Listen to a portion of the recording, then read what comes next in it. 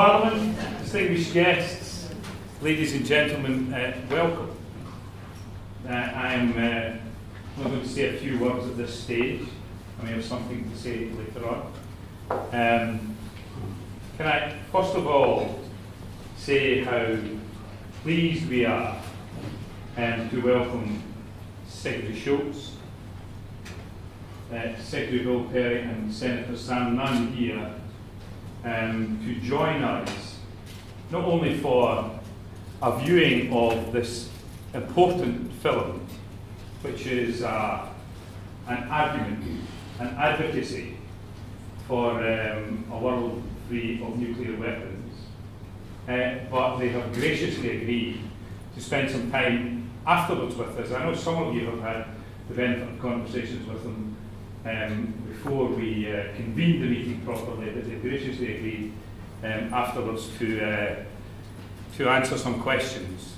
Right, so I first of all want to welcome them, and I want personally, and on behalf of the parliamentarians who have come together in a grouping here in the United Kingdom to advocate multilateral nuclear disarmament at a very high level, improve non-proliferation and increase nuclear security. I want to thank them on their behalf for the enormous support that they have given us individually and collectively, and organisations that they have been involved with have given us in the development of that group and in the development of a European network beyond that group, which has grown out of our group here in the United Kingdom.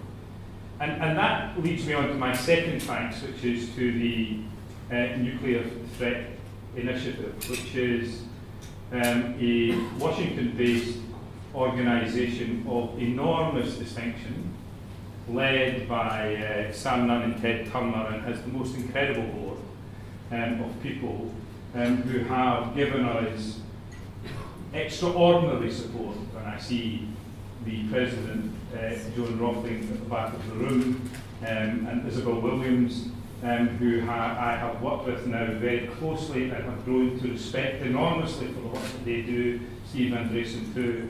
But the support that they have given us has been extraordinary. And I thank also my colleague Margaret Beckett, who as Foreign Secretary went and wooed the United States of America with the speech that she made in Carnegie, committing our government to this agenda, and came back with the idea that formed the top level group and has been responsible for the development of the European Leadership Network.